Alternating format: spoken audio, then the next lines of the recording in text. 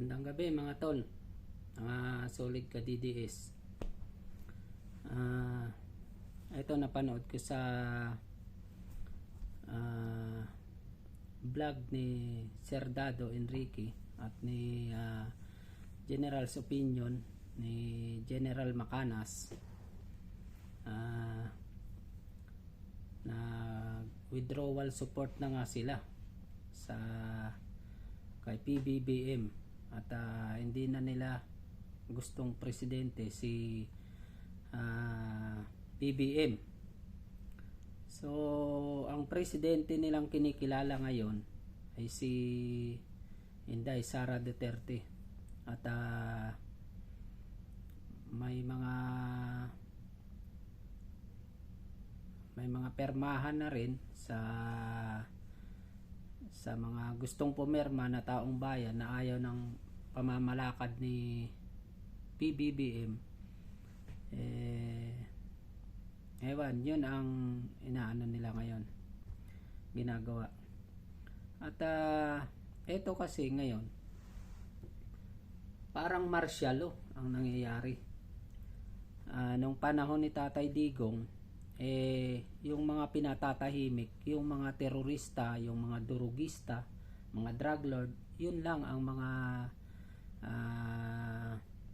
pinatatahimik ni Tatay Digong. Yun ang ayaw niya, which is na tama naman dahil nga siyempre wala namang magandang ambag sa lipunan yun sa ating mga mamamayang Pilipino kundi karahasan at perwisyo. So kaya pero ngayon pati mga vlogger pinatatahimik nila itong account ni Sas sa Facebook tsaka ni Maharlika Kaboljak TV, wala na rin, milyon ang supporters nun.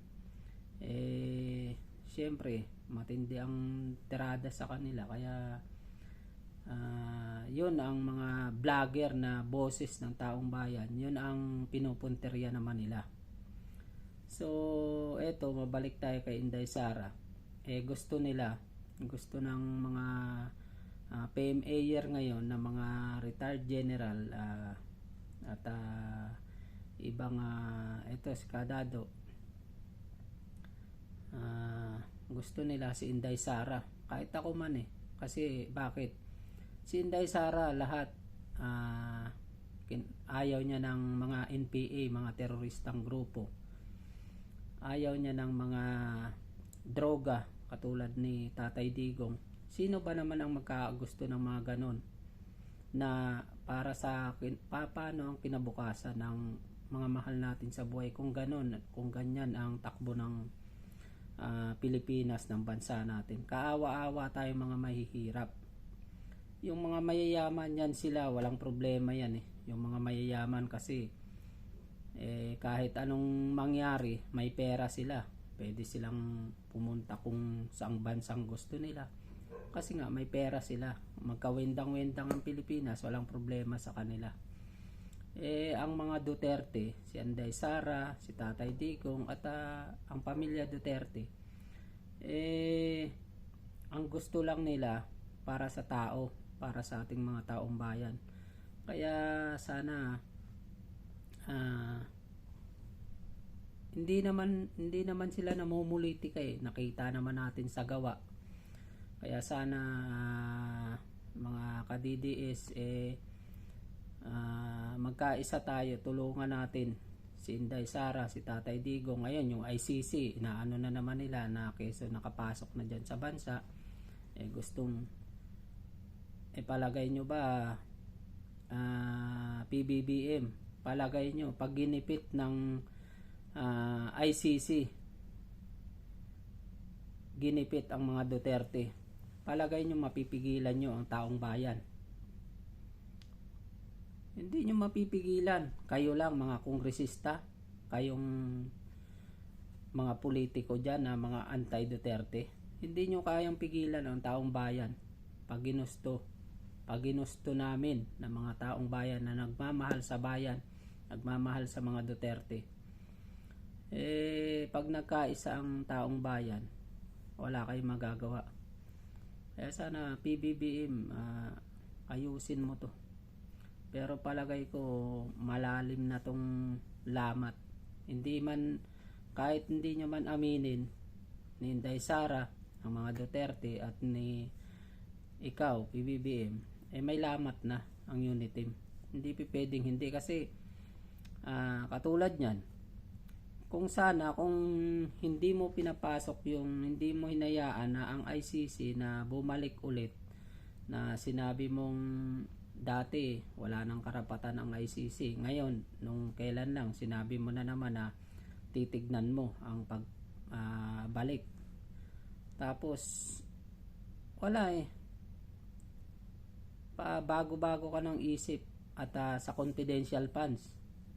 Kung talagang unit team, kung talagang depensahan mo si Inday Sara, pwede naman kasi ikaw ang presidente, walang magagawa lahat yung nasa ibaba mo. Yung si Tambaloslos at mga kongresistang mga mukhang pera. Wala silang magagawa. Ikaw ang pangulo. Pag sinabi mong tumahimik kayo, tahimik na yan. Kasi ikaw ang namumuno hindi naman sila.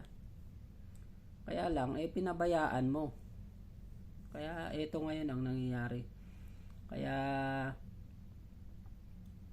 kahit anong panggigipit nyo sa mga Duterte, hindi nyo kayang pigilan ang taong bayan. Tandaan nyo yan.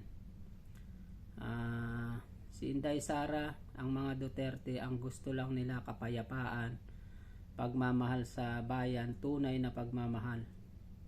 Yun ang gusto nila. Kaya kayong mga bulag pa rin sa katotohanan dyan, na ayaw sa mga Duterte, ayaw sa kapayapaan, sa katahimikan, sana maisip nyo, kung may mga anak kayo, may mga mahal kayo sa buhay, kahit sino naman sa atin may mga mahal sa buhay, ayaw nating mapariwara. Ewan ko lang sa inyo, kung wala kayong pagmamahal sa pamilya nyo, siguro kahit anong mangyari, bahala kayo, bahala sila, ganun siguro iniisip nyo. Pero kung may pagmamahal tayo sa bayan at sa pamilya natin, protektahan din natin ang mga Duterte, kasi sila lang ang mga politikong para sa taong bayan, para sa bayang bansang Pilipinas, para sa lahat. Hindi sila trapong politiko na kayang bayaran o ano. Kaya yun lang mga tol, sana magkaisa tayo para sa kapayapaan at para doon sa mga vlogger na mga pinatatahimik o ano, tuloy lang para sa katotohanan, sa kapayapaan. Ayaw natin ng karahasan. Kaya sana kay Boljak TV, kay Maharlika, kay Sas Regando, Sasot, kay General Macanas at kay Captain Dado Enrique, mga sir, ingat kayo kasi medyo kayo nga pinag-iinitan kayo dahil dyan sa masyadong siguro ginigipit sila, ang akala nila ganon. Ingat na lang. Salamat mga tol, mga ka-DDS, ingat tayong lahat.